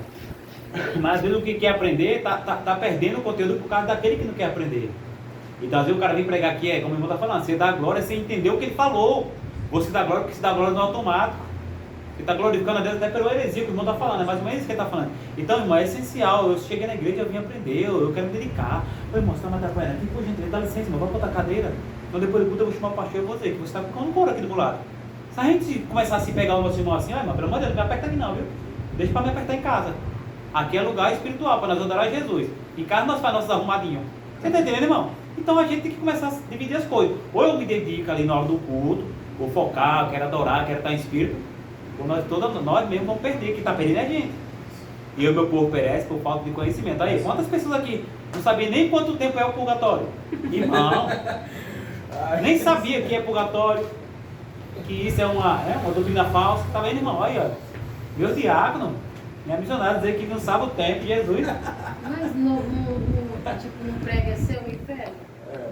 Então, se o purgatório entrou sem existir. Purgatório é assim. O purgatório é um lugar que, mas segundo ele, você vai pagar os pecados para ser absolvido lá depois da morte. Na verdade, não existe. Depois da morte segue o juízo final. Vai ser condenado, vai ser absolvido. É 2 caminhos, céu e inferno. Como eu falar, a irmã falou bem, se colocaram bem. E a irmã ali, pelo amor de Jesus, né? Falou que sabe o tempo, o irmão também. Não tem nada errado. Eu preciso melhorar. A intenção é. O que é que eu estou aprendendo hoje aqui na escolinha? No final eu vou perguntar. Aí você não vai dizer que eu não aprendi porque eu estava mexendo no meu relógio. Olha, já faz 1 hora e 23 minutos nós estamos falando aqui. Será que você não está entendendo nada? Pelo amor de Deus, irmão. Então vamos lá. Eu vou ver falta de conhecimento. Vai lá, irmão. Pode dizer. É sobre aquela questão que eu estava comentando nesse instante. Tipo assim, o meu corpo perece por falta de entendimento. Tem coisa que nós fazemos porque nós aprendemos lá no passado errado. É igual a questão que eu falei sobre a questão de aleluia. Muitos dão aleluia, mas não sabem o que é aleluia. Qual o significado de aleluia? Pergunta. Gente, aleluia é quando você está feliz. Aí você diz assim, aleluia, louvado seja Deus. Eu estou me sentindo alegre na presença de Deus. Aleluia. Olha, nós devemos adorar a Deus um culto racional, entregar um culto racional. Você deve pensar. Nem tudo que a maioria vai no embalo. Se um diz aleluia, o outro diz aleluia. Se o outro dá glória, o outro responde glória. Mas até o glória está errado. Porque, como eu disse, quando eu falo assim, glória a Deus, eu estou dizendo assim, essa glória é do Senhor. Mas o certo, porque eu entendo que os irmãos dizem glória a Deus quando estão sentindo a presença de Deus. Olha, irmão, desculpa, irmão, tá? É muito complexo. O cara fala assim, Deus vai matar seus inimigos, levanta a mão da glória. Você, misericórdia. Então a pregação dele está diferente da de Jesus. Porque Jesus mandou até amar os inimigos. Aí eu estou no microfone, mata o pai, mata esse vizinho dele, mata o vizinho que brigou com ela. Então, meu irmão, tá diferente. Jesus mandou amar até os inimigos, se possível. Amar até. Lógico que amar não é estar junto. Amar é ajudar numa precisão e etc. Por aí vai. É uma história para o outro dia. Então essa questão, às vezes você não tem sabedoria. Aí o cara, Deus vai matar teu inimigo. Levanta a mão da glória. Ô glória, mata Jesus. Irmão, eu já vi isso. Deus está dizendo aqui nessa noite, olha, preste atenção. Você que falou mal da vida do pastor. Tem, irmão, tem isso. Deus vai te matar, viu? Se você não der glória, vai ser comida de bicho. Eita. Aí pega aquela história de Herói. Irmã, é muita meninice, irmão. Olha, irmão, você se olha. Abra a boca não, ó. Abra a boca não, qual o bicho de pegar? Pelo amor de Deus, irmão, é isso que o irmão está tratando. Você tem que discernir. E não precisa ser o santarrão da igreja para discernir, não. É só você ler a Bíblia, meu lindo. Para você não perecer, para você não falhar, para você não errar. Discernir o que está sendo, filtrar. Filtra para dar glória. Deixa eu entender o que esse pastor está pregando. Deixa eu entender o que o irmão. Às vezes o irmão está falando, nada desceu glória.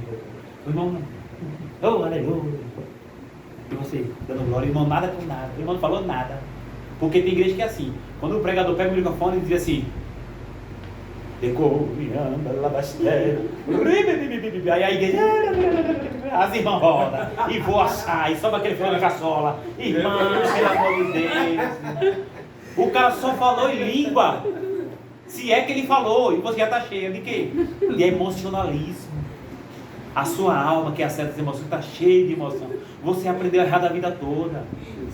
É por isso que Paulo, eu li na quinta-feira que Paulo chamou os crentes de Corinto de carnais, que não tratava ele como espirituais, mas como meninos, porque estava ali, mas não estava aprendendo, irmão. Não tinha um preparo, não tinha um alimento sólido, uma comida forte. É um aprendizado superficial. E outra, eu vou falar uma coisa para os irmãos: igreja que tem uma escola bíblica é diferente de uma igreja que não tem escola bíblica. É por isso que não adianta você vir aqui todo sábado, entrar aqui e sair aqui. Escutar é diferente de dar ouvido. Escutar é diferente de dar ouvido. A mãe diz, João Paulo, lava aquela panela. Você escutou, mas você não lavou, você não deu ouvido. Você escutou. Oi, mãe Ivanildo, meu esposinho querido, põe o lixo para fora. Aí não colocou, o caminhão passou. Aí ele escutou, mas ele deu ouvido. Então escutar é diferente de ouvir. Talvez você esteja aqui nessa noite só escutando, mas não está dando ouvido. Quando você dá ouvido, você aprende. Entendeu, irmão? É muito interessante, irmão. É a questão assim, quando a gente traz algo assim, não é para diminuir os irmãos, não é para menosprezar o entendimento dos irmãos, não. Olha, o entendimento muda, o entendimento se renova. Nós devemos ser renovados pelo entendimento da palavra. Você me entende? Não é para diminuir os irmãos, para dizer que o irmão não sabe, o irmão João Vitor como pastor, é um santarrão. Não é não, irmão. Não é isso não. É porque quanto mais a gente aprende, a gente sabe que é bom, a gente tem que passar para o nosso próximo. Ensinar, é verdade. Quanto mais você tem, né, você quer dar, né? Isso é humildade. Quando você aprende algo, você passa para alguém, né, você está mostrando o quanto você é humilde. Entendeu? Isso é bom, isso é de Deus, irmão. Então, para também dar continuidade à questão do glória. Em vez de você dar glória, porque você não está falando aqui, está falando é o pregador. Você tem que dizer, glória. Quando você sentir a presença de Deus, você falar, sentir o que Deus falou com você, diga, glória. É porque você está dizendo assim, nossa, eu estou sentindo a glória de Deus. Isso significa, glória, é você sentir a presença de Deus. Não glória. Glória é se você estivesse fazendo algo e você não quer tomar a glória de Deus, você diz, glória a Deus. A glória é para Deus. Você me entendeu? Mas a gente vai aprendendo cada dia mais. Amém. Amém. Dá continuidade, senão a gente vai... É para deixar um pouquinho pro irmão também. Não vai ser 3 horas. Vai da vigília. Vigília? Mas nós estamos falando sobre a vigília, irmão. Vamos passar esse final de ano, né? Depois de março nós vamos ver essa vigília aí, né? Tem que ir na escola, tem que correr atrás, umas coisinhas. Porque assim, irmão, não é só fazer a vigília. Eu não quero chegar lá e botar assim, 2 horas só de cantoria. Não, quero fazer um pregador, quero nos preparar mais na oração, porque vigília, já está dizendo a palavra, vigiar, é oração. Não é chegar lá só as cantorias, 5 da harpa, 10 louvor no playback. Não é isso não, irmão, vigília é isso não. Né? Vigília é para você tirar uma noite de oração mesmo. Ou até aquele horário específico pelo ministério, até 2 da manhã, né? Então, vigília é um negócio sério, irmão. Agora, ir para vigília para ficar só roncando na cadeira? Não. Vocês vão ver, deixa eu fazer vigília. Vai ver, alguém pode ver falando daquela época lá. Olha a irmãzinha, vai deixar que tá babando. Eu já passei por vigília, irmão. Você vai ver o que é sobrenatural. Ai, vai lá. Toda ideologia que promete soluções absolutas para os problemas do homem por meio de doutrinas sociais, políticas ou econômicas incorre no mesmo erro. Entra em Provérbios capítulo 4, verso 12 e 27 e Atos capítulo 4, verso 12. Eu vou ler Atos 4, 12, irmão. Alguém procura o problema aí? 4. Provérbios 4, verso 12 e depois verso 27. Vou ler o pulo. Quando os irmãos for falar, para que fique claro para todos, pega o microfone, fica mais fácil da gente. 4, 12 e 27.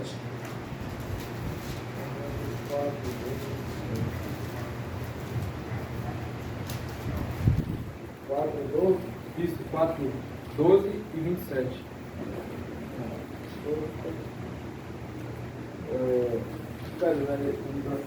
Isso é melhor que o microfone fica mais alto.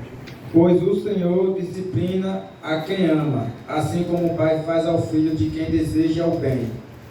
É o 4? É o 4? É o 4, 12. 4, 12 e depois 27. 4, 12 e depois 12. Agora 27. Assim, quando você por elas seguir, não encontrará obstáculos. Quando correr, não tropeçará. Agora o 27, não. O 4. Isso. Não se desvie nem para a direita nem para a esquerda. Afaste os seus pés da maldade. Atos 4:12. E em nenhum outro há salvação, porque também debaixo do céu nenhum outro nome há dado entre os homens pelo qual devemos ser salvos. Então o que podemos entender? Diz assim, né, a frase: toda ideologia que promete soluções absolutas para os problemas do homem por meio de doutrinas sociais, né, como podemos ver na sociologia, filosofia, lá nos tempos antigos, no Areópago, quando Paulo começou a pregar, lá os gregos eram um povo muito sábio, tinha muita sabedoria, era um povo de argumentos fortes e pesados, difícil de lidar. Hoje em dia nós encontramos pessoas que é muito indouto, nós encontramos muitas pessoas indoutas, muito. Mas por que a questão de ser indouto, de ser enganado? Por falta de querer, de buscar conhecimento. Você só sai desse momento de ser indouto, uma pessoa sem sabedoria, sem inteligência, quando você evita de estudar. Mas quando qualquer pessoa que estudar, ela traz inteligência para ela. Ela começa a ter conhecimento das coisas. Ela não mais é enganada. A gente só é enganado até o ponto que nós não temos conhecimento. Depois que tem conhecimento, já não é mais enganado. Depois que você tem conhecimento da palavra, pode vir por qualquer doutrina. Se não tiver na palavra, você vai refutar. Primeiro, muitos até conhecem, mas tem medo de refutar. A gente não pode ter esse medo.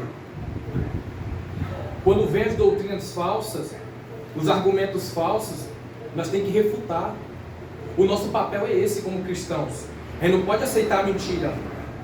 O verdadeiro amor, ele não suporta injustiça, mas ele revela a verdade. Se for preciso nós chamar nosso pai, nossa mãe, quem for de mentiroso nós chamamos. Porque antes de nós agradar, como vai falar mais pra frente, agradar o nosso Deus e fazer a vontade dele, do que aceitar as mentiras do mundo e ir para o inferno. Antes eu ser taxado como preconceituoso por falar a verdade do que ser um moderninho. Olha, é o diácono moderno, é o pastor moderno, aceita tudo, ir para o inferno. E tem muito assim, viu? É melhor pregar a verdade, te chamar de mentiroso na sua cara e você se consertar, do que apoiar o seu erro e nós dois ir para o inferno. É isso que está falando. Nem toda ideologia que o homem cria, ele quer dizer que ele começa a dizer assim: olha, através, se você fizer isso aqui, né, se você pagar os tributos para o governo, você vai ser salvo. Um exemplo. É mentira. É mentira. Quantas e quantas leis são levantadas que nos faz pecar contra a palavra de Deus? É como a lei que homem com homem pode se casar. E quando se levanta para dizer que é mentira, que é de Satanás? Quanto se levanta para fazer protesto aí? Quanto você está vendo? Quantos cristãos se levantam? Nenhum. Quando se levantou em oração contra essa lei?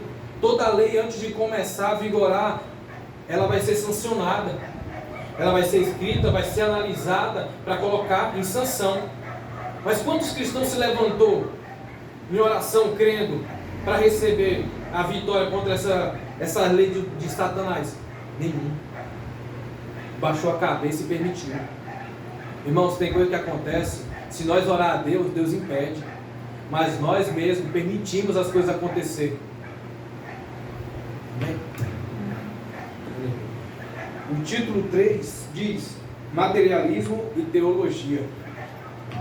A visão materialista da natureza humana vai além das questões político-ideológicas, afeta também a teologia, principalmente quando a missão da igreja, a ortoplastia, isto é, a prática correta. No campo católico, inspira a teologia da libertação. No protestantismo, a teologia da missão integral. Ambas se alimentam de concepções socioeconômicas e políticas comuns ao marxismo, que, por sua vez, tem como fundamento o ideário materialista e crítico, que busca tirar Deus do cenário humano e instiga as lutas de classes. Toda negação da condição pecaminosa do homem é, no mínimo, um ateísmo prático, independentemente do viés que assuma. Lamentações 3, 39 e Tito, capítulo 1, verso 16. Mas para adiantar, o que esse texto está querendo resumir para nós é que o povo está permitindo as coisas do mundo entrar dentro da igreja. Eu sei que o texto é meio complexo, meio difícil de entendimento. Mas se você for analisar, ele está falando desde a igreja católica, que ela prega libertação, a liberdade. Quando ele fala liberdade, está falando a liberdade que a igreja católica tem em tudo. Aceita tudo, todo mundo. Qual é, irmãos, o versículo? Lamentações 3, 39, Tito 1, 16. Eu vou ler aqui. Não vai ler Lamentações. Pode ler em voz alta, que achou.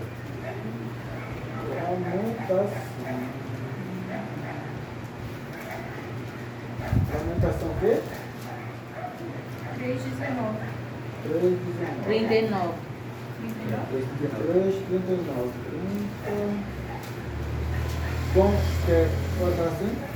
Como pode um homem reclamar quando é punido por seus pecados? O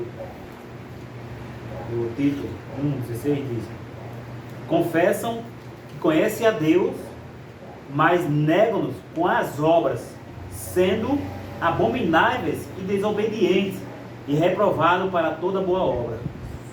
Olha, então, o que podemos entender aqui? Aqui é mais uma vez dizendo que o mundo, a política, a economia, o marxismo está entrando para dentro da igreja. A igreja católica com a liberdade excessiva. A igreja protestante com as missões integrais, sem sentido, sem base. Levando em contexto, esses dias eu peguei um vídeo e vi um pastor dizendo assim: eu amaldiçoo o Rio de Janeiro, eu amaldiçoo todos os governantes. E aí? Você entendeu? A divisão de classe. Muitos só porque os políticos estão lá, amaldiçoam. Amaldiçoou o presidente, amaldiçoou o governador. Isso é de Deus? Você amaldiçoar, desejar a morte para as pessoas? Não é. É isso que acontece quando nós deixamos as ideologias do mundo entrar para dentro da igreja. Nós começamos a falar de política, começa a ter ideologias totalmente ateístas. É a mesma coisa que diz aqui, igual o título. Eles falam de Deus, mas o coração está longe de Deus. Eu como cristão, você como cristão, nós devemos orar pelo nosso governo, para que o nosso governo possa verdadeiramente servir a reta justiça de Deus. Por que será que está acontecendo tudo isso com o Brasil? Será que é só o Lula que está endemoniado? Ou será que é o Brasil que está sendo amassado por Deus? Porque o Brasil, pelo que eu sei, pela teologia, né, pelo tempo histórico, é a questão que o Brasil é o país que haverá o grande avivamento. E toda vez que um país vai passar por um grande avivamento, acontece o quê?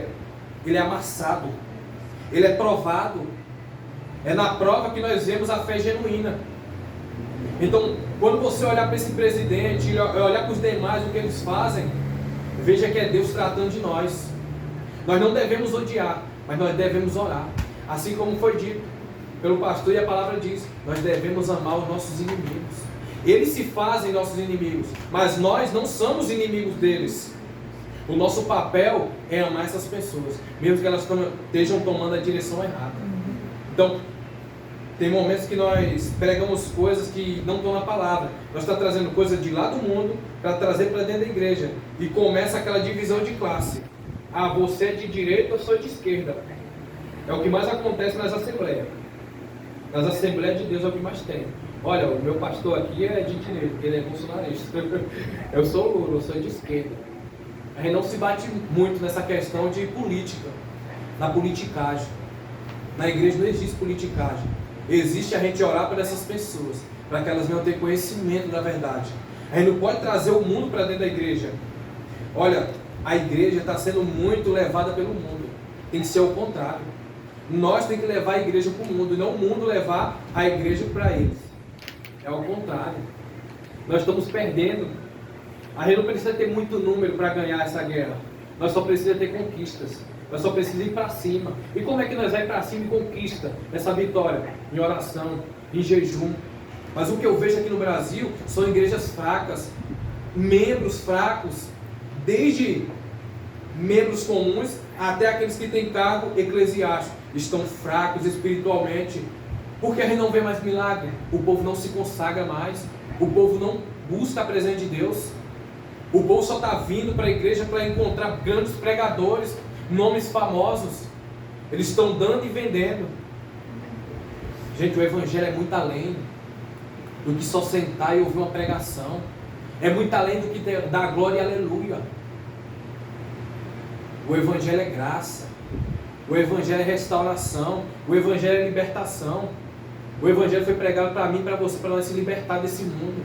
Mas em vez de se libertar, estando na igreja, está se contaminando com o mundo. Porque a própria igreja está trazendo o mundo para dentro da igreja. E está errado isso. Nós temos o papel de expulsar essas ideologias implantadas pelo inferno dentro da igreja. Quando começar um irmão com palhaçada de ideologia mundana, corta, tesoura, se afasta. Porque pessoas que não têm o mesmo compromisso que a gente tem que se afastar. A gente não tem que ter intimidade com o ímpio.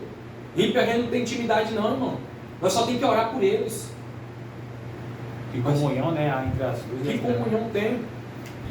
Eu sei que é uns assuntos que, a princípio assim, como a gente não tem conhecimento aprofundado, a nossa mente não entende muito, não gera muito nexo no que está sendo falado. Agora você pode não entender, mas daqui 2, 3, 4, uma semana, um mês, 2 meses, 1 ano, 2 anos, você vai entender isso aqui. Porque você vai sentir na pele e você vai ver. Olha, a igreja está indo de mal a pior. É comum as pessoas acharem que os dons cessaram. Hoje é pregado que o sensacionalismo, a questão do dom ter cessado de vez. Dizer que não existe mais cura. Dizer que não existe mais libertação genuína. Mas isso tudo é consequência de líderes, de membros que aceitam as ideologias do mundo. Não podemos permitir isso. Irmão, é uma mancha que está entrando dentro da igreja. Nós temos que afastar, tem que tirar isso de dentro da igreja.